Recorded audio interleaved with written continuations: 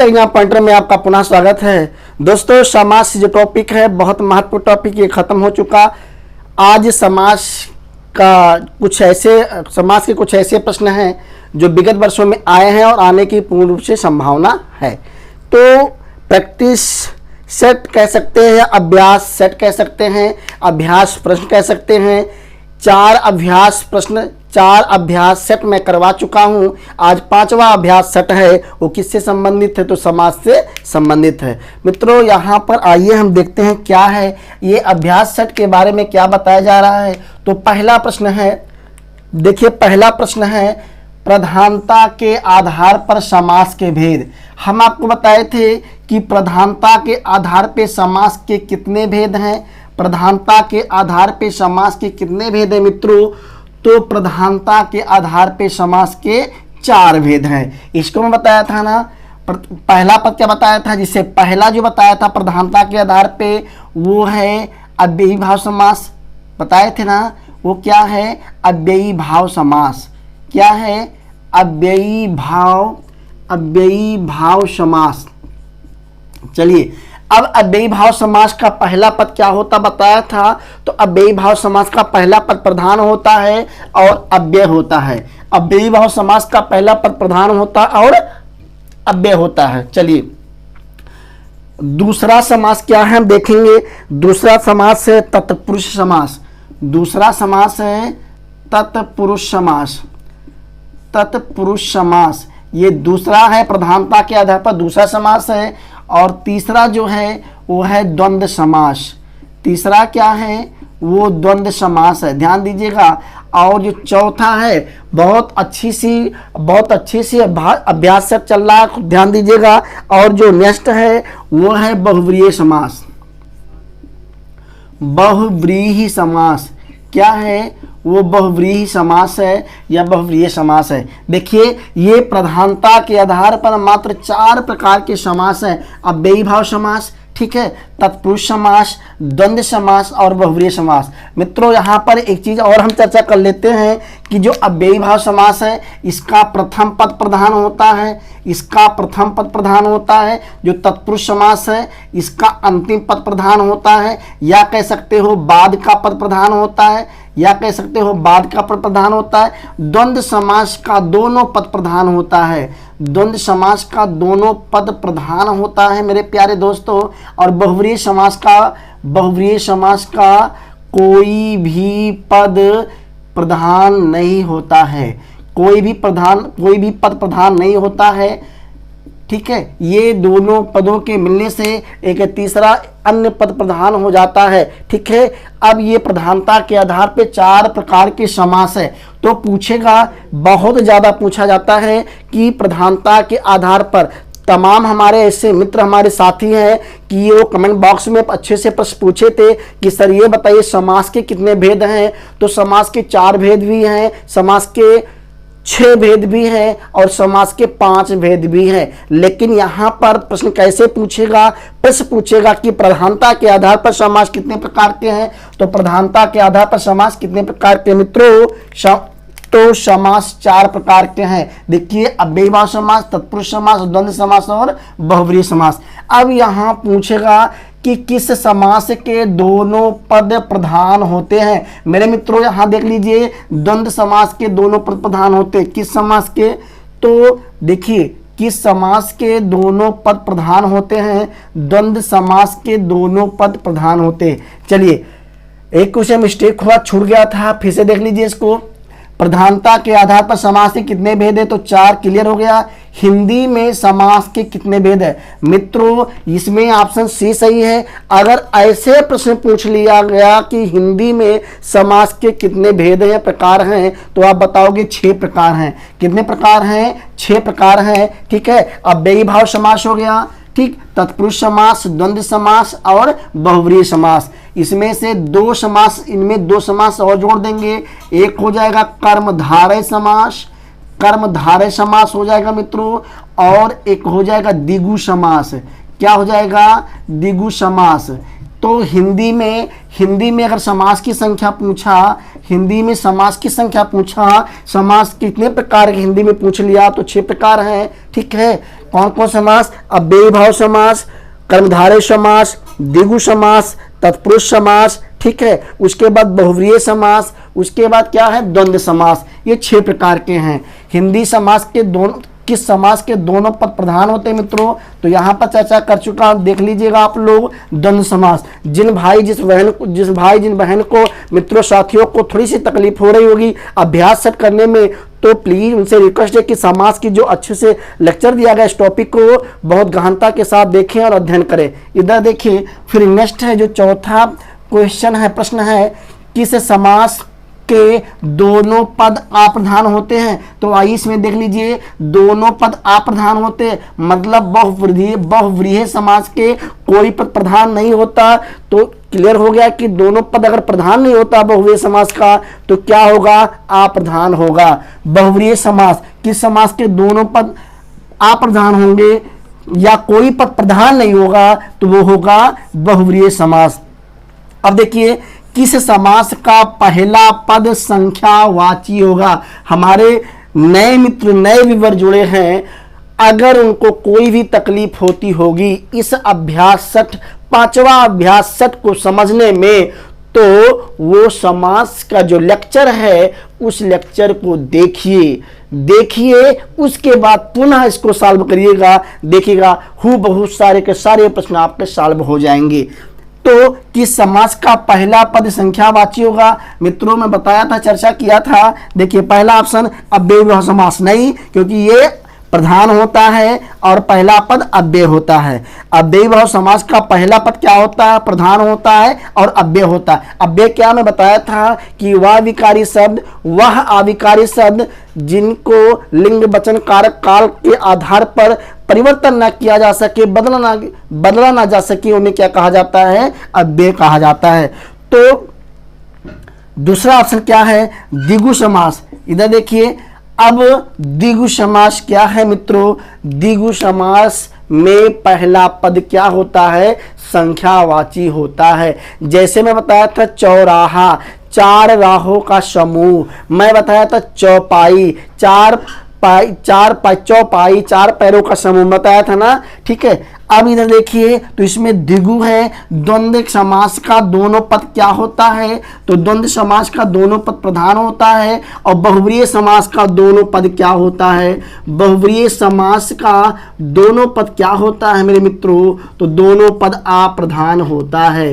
क्या होता है? अप्रधान होता है। ये बहुव्रीहि समास का, इसमें आंसर क्या है कि समास का पहला पद संख्यावाची होता है। तो द्विगु समास का पहला पद क्या होता है? संख्यावाची होता है। 6वां देखिए, किस समास का पहला पद अव्यय और प्रधान होता है? अभी मैं चर्चा कर चुका कि अव्ययी भाव समास का पहला पद अव्यय होता है और प्रधान होता है। तो किस समास का पहला पद अव्यय और प्रधान होता है मित्रों?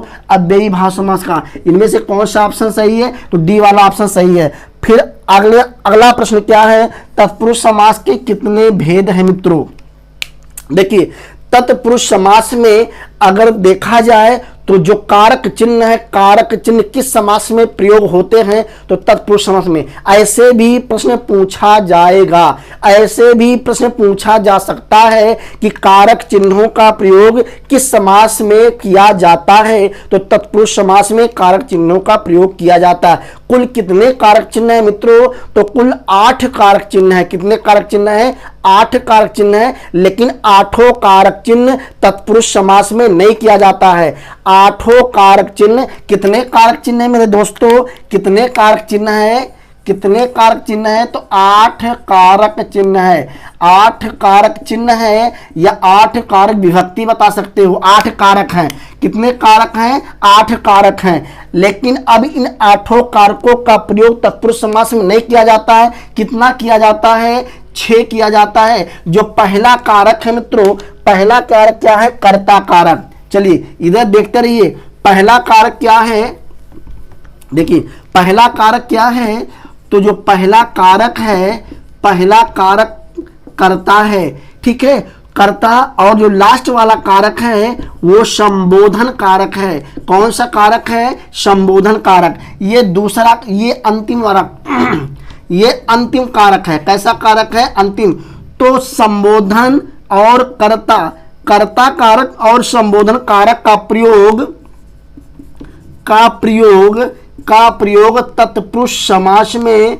तत्पुरुष समास में नहीं होता है, नहीं होता। तो मित्रों जब एक कारक कर्ता निकल गया, दूसरा संबोधन निकल गया, तो 8 में से जब 2 निकल जाएगा कितना बचेगा? 6।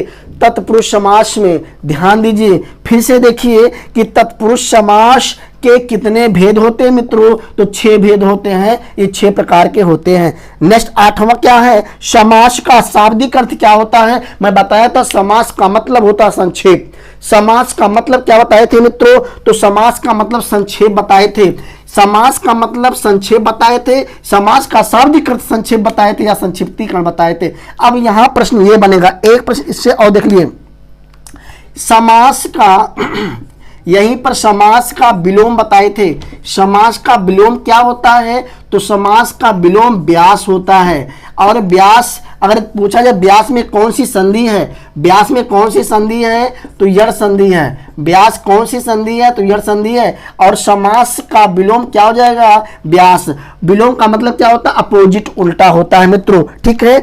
अब इस समास का शाब्दिक अर्थ पूछेगा तो संक्षेप, विस्तार, विग्रह, नवीन अर्थ, ये 4 ऑप्शन दिए हैं, इनमें सही क्या होगा? तो संक्षेप सही होगा। समास का विलोम व्यास ही लगाइएगा, समास का विलोम विग्रह बिल्कुल नहीं होता है, होता क्या है? व्यास होता है। संधि का विलोम अगर पूछेगा तो संधि का विलोम विच्छेद और विग्रह दोनों होता है। संधि का विलोम विच्छेद और विग्रह दोनों होता है, लेकिन अगर ऑप्शन में विच्छेद और विग्रह आया है तो आप सबसे पहले विच्छेद को चुनोगे, अगर विच्छेद नहीं आया तो विग्रह सही होगा, ये कंफर्म है मित्रों, ठीक है। ये 8वां प्रश्न है। अगला क्वेश्चन क्या है? 9वां, कर्मधारय समास का उदाहरण है।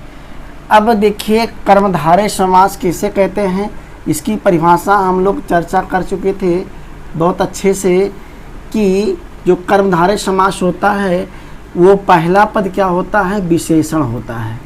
क्या होता पहला पद भैया? तो पहला पद विशेषण होता है और दूसरा पद क्या होता है? संज्ञा। ये परिभाषा हम चर्चा किए थे कि संज्ञा के पहले अगर विशेषण शब्द आया है तो वहाँ पर हमेशा कर्मधारय समास होगा, ठीक है। देखिए तो गगनचुम्बी, अगर गगनचुम्बी माना कि मैं आपसे मान लेता हूँ ये गगनचुम्बी, तो गगन को चूमने वाला, यहाँ को आ जा रहा है और को किसकी विभक्ति है? तो को संबोधन की विभक्ति है, इसीलिए ये कौन सी समास हो जाएगा? तो तत्पुरुष समास होगा। श्वेत पत्र, ध्यान दी, श्वेत पत्र। जो तीसरा है पाठशाला, ये पाठ के लिए शाला, क्या हो गया? पाठ के लिए शाला। एक प्रश्न और है नीलकंठ। अब देखिए पाठशाला भी नहीं हो सकता क्योंकि ये भी तत्पुरुष समास के अंतर्गत आता है। ये कौन सा समास है? तो ये भी तत्पुरुष समास है, और ये वाला ये भी तत्पुरुष समास है, ये भी तत्पुरुष समास है। ध्यान दीजिए, बचा श्वेत पत्र और नीलकंठ। नीलकंठ बहुव्रीहि समास है, नीला है कंठ अर्थात किसका? शंकर भगवान का, ठीक है। तो ये कौन समास है? ये बहुव्रीहि समास है। कौन समास है भैया? बहुव्रीहि समास है। अब जो बी वाला ऑप्शन है एक ही बचा, तो यही सही हो सकता है, श्वेत पत्र। क्या है भैया? श्वेत पत्र। अब देखिए जो पत्र है, पत्र क्या है? तो पत्र संज्ञा है। पत्र क्या है? पत्र संज्ञा है। और हम बताए थे कोई भी रंग आएगा, चाहे वो श्वेत रहे या काला रहे या लाल रहे या पीला, कोई भी रंग आ जाएगा वो हमेशा क्या होगा? वो विशेषण होगा, गुणवाचक विशेषण होगा। विशेषण होगा ना, तो देखो ये पत्र ये क्या हो गया भैया? संज्ञा हो गया, और ये श्वेत क्या हो गया? विशेषण हो गया। अब देखिए तो मैं यही बताया कि विशेषण पहले हो और संज्ञा बाद में हो तो कौन सा समास होगा? हमेशा वो कर्मधारय समास होगा। तो इसमें ऑप्शन बी सही है। 10वां प्रश्न है, महाजन में कौन सा समास है? महाजन में कौन सा समास है? देखिए अब यहाँ पर कर्मधारय समास भी है, द्विगु समास, द्वंद्व समास, अव्ययीभाव समास। एक एक करते हैं। देखो द्विगु समास हमेशा क्या होता है? संख्यावाची होता है, ठीक है। जो द्वंद्व समास होता है ये दोनों का विलोम दर्शाता है, और दोनों पद क्या होता है? दोनों पद प्रधान होता है। अव्ययी भाव समास का पहला क्या होता है, पहला पद अव्यय होता है। तो ना अव्ययी हो सकता है, ना द्वंद्व और ना द्विगु। पहला क्या है देखिए, पहला क्या है, कर्मधारय समास है। पहला कौन समास है, कर्मधारय समास। देखिए तो महाजन मतलब महान है जो जन, महान है जो जन, जन में क्या होता है लोग, और महान मतलब महानता होता है। तो यहाँ महानता पर जनों का, लोगों की विशेषता बताई जा रही है। तो यहाँ पर कौन समास है महाजन में, तो कर्मधारय समास है। फिर देखिए जलमग्न में कौन समास है, देखिए जलमग्न दोनों का विलोम होना चाहिए तब द्वंद्व होगा, तो इसलिए गलत है, द्वंद्व हो नहीं सकता है।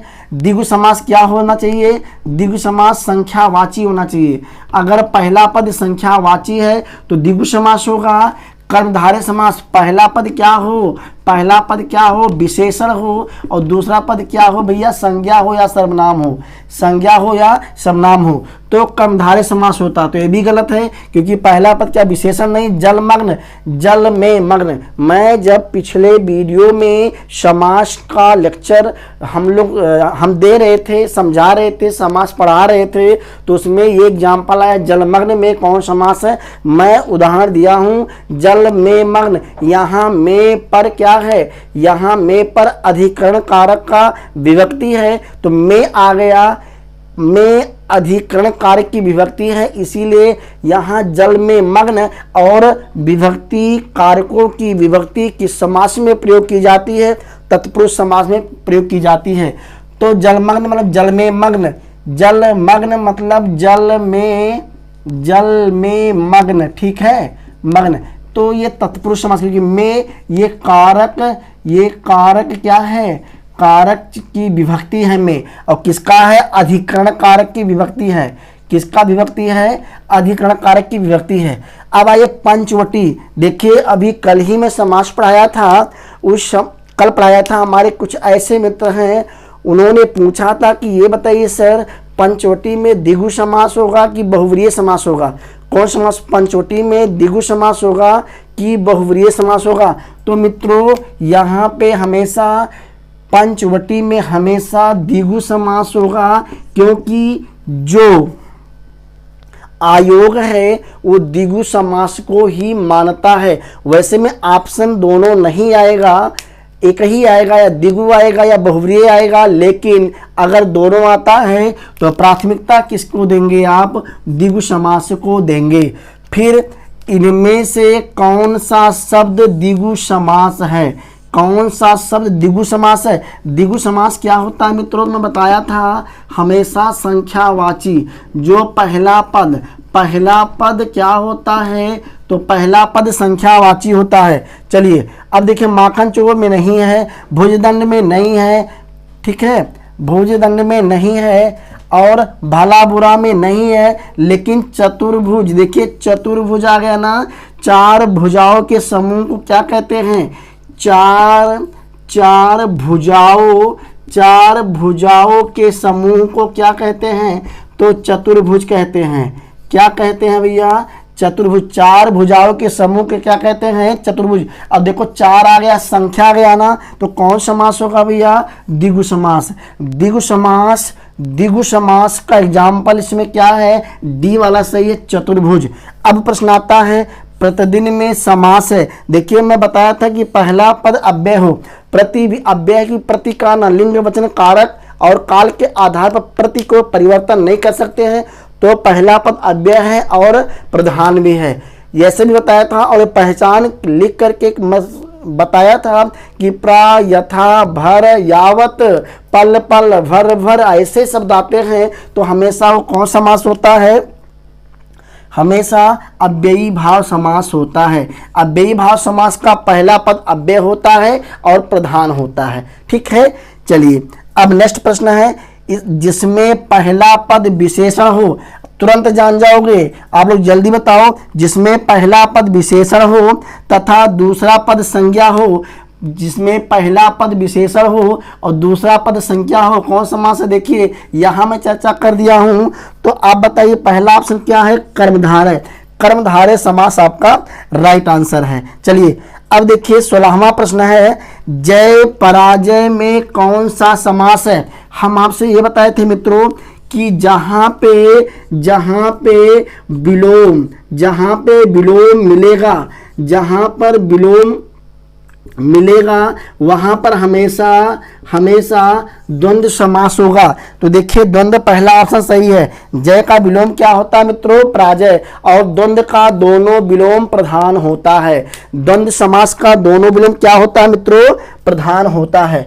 ये वीडियो अच्छे से देखिए, ध्यान से देखिए, हो सके तो आप इसको नोट करते रहिए, नोट बनाते रहिए, ताकि आगे कोई भी एग्जाम आए और जल्दी से नोट को हम रिवीजन करने के लिए नोट बना ले, ठीक, रिवीजन कर सके मित्रों। हाँ, तो अगला क्वेश्चन देखते हैं। अगला क्वेश्चन क्या है मित्रों? अगला क्वेश्चन देखिए क्या है।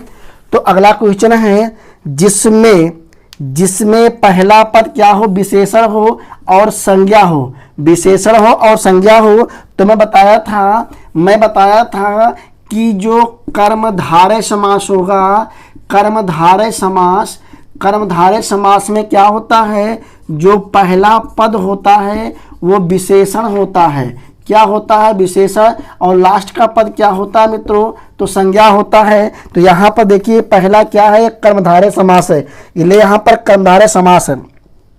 चलिए अब देखिए 16वां प्रश्न है, जय पराजय में कौन सा समास है? जय पराजय में कौन समास है? देखिए मैं बताया था कि जिसका पहला पद और दूसरा पद दोनों विलोम स्थापित कर रहे, विलोम बताता हो, वहां पर कौन समास है? तो वहां पर द्वंद्व समास है मित्रों। कौन समास है? वहां पे द्वंद्व समास है। आइए अगला देखते हैं। तो अगला क्वेश्चन है नरभक्षी में समास है। देखिए अब पहला ऑप्शन देखते हैं। पहला ऑप्शन जो तत्पुरुष है, तत्पुरुष समास में जो कारक विभक्ति होती है, कारक जो चिन्ह होता है वो प्रयोग किया जाता है। तो नरभक्षी में अगर नरभक्षी का समास विग्रह या सामासिक पद किया जाए तो क्या होता है? नरभक्षी, नरों में भक्षी, ठीक है, यहाँ में आ जाता है, इसलिए तत्पुरुष समास आपका सही है। चलिए लंबोदर उदाहरण है किस समास का? लंबोदर किस समास का उदाहरण है? लंबा है उदर अर्थात गणेश भगवान। अगर लंबोदर का समास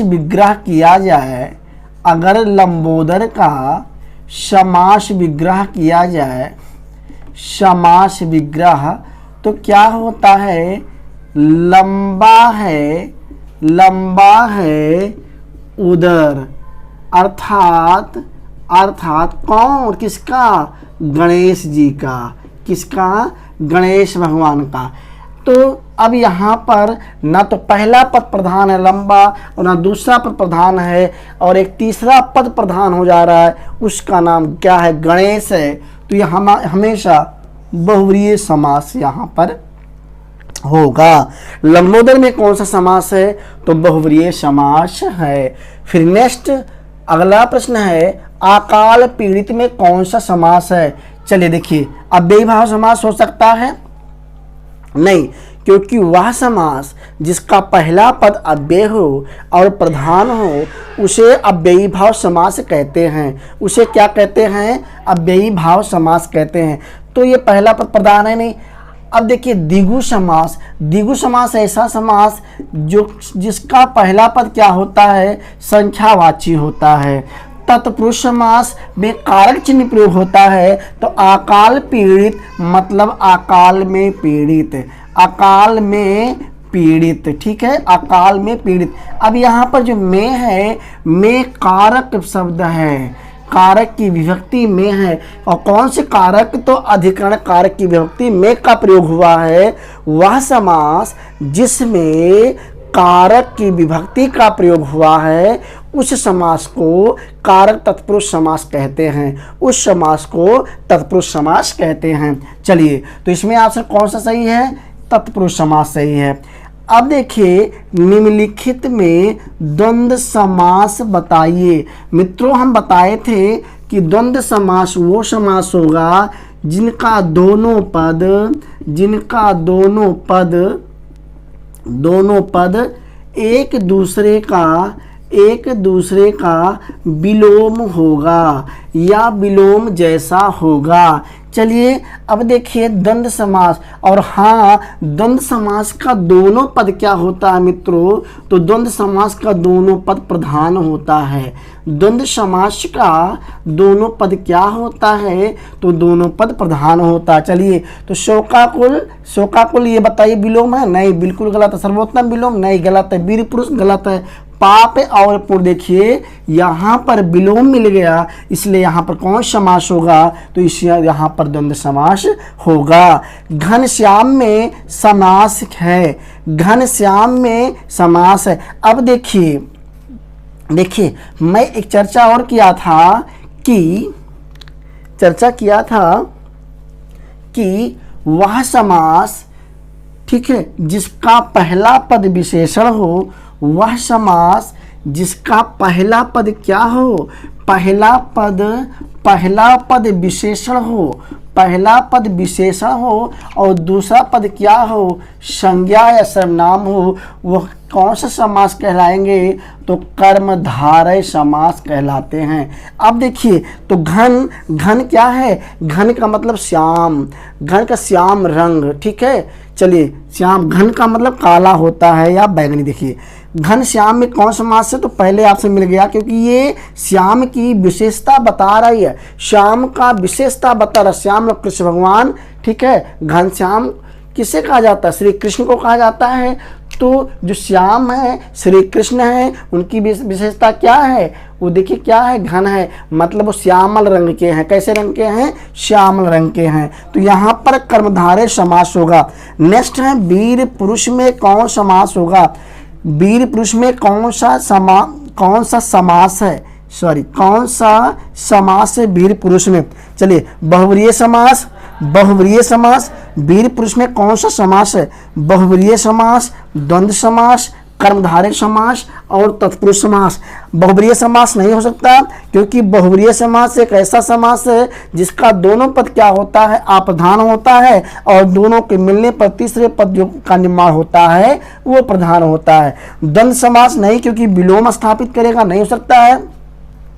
कर्मधारय समास में क्या होगा? एक विशेषण होगा और एक संज्ञा होगा। तो देखिए वीर पुरुष, ये है वीर पुरुष। क्या है मित्रों? वीर पुरुष। वीर है जो पुरुष, वीर कैसा है? पुरुष। वीर क्या कर रहा है?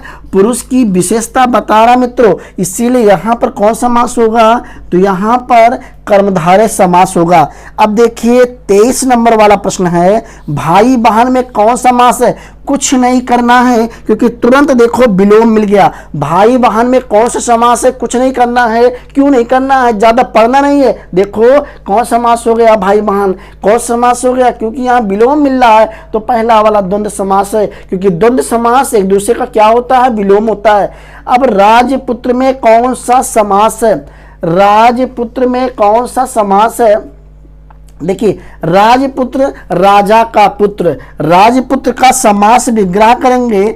राजपुत्र का अगर समास विग्रह करते हैं, किसका करते हैं? राजपुत्र का समास विग्रह करते हैं, तो राजपुत्र के समास विग्रह क्या हो जाएगा? राजा का पुत्र, राजा का पुत्र हो जाएगा। अब ये का है, क्या ये संबोधन कारक का क्या है? विभक्ति है, ठीक है। संबोधन एक कारक है, और कारक संबोधन कारक की विभक्ति क्या है? का। तो यहाँ पर देखो जैसे आप विभक्ति पाओगे वैसे आप कौन सा समास लगाओगे? तो तत्पुरुष समास लगाओगे। मित्रों हम लोग समास की चर्चा कर चुके हैं, और जो समास हम लोग पढ़ चुके हैं 2-3 वीडियो में, 3 लेक्चर में हम लोग समास को कंप्लीट किए हैं। उस समास से, उस टॉपिक से जितने अच्छे प्रश्न, इंपॉर्टेंट प्रश्न आने वाले परीक्षा में लाभदायक प्रश्न है, ये सब उन प्रश्नों को हम लोग अच्छे से सॉल्व आउट कर लिए हैं, अभ्यास कर लिए। मित्रों आज की क्लास इतना, फिर मिलते हैं अगले क्लास में, तब तक के लिए धन्यवाद।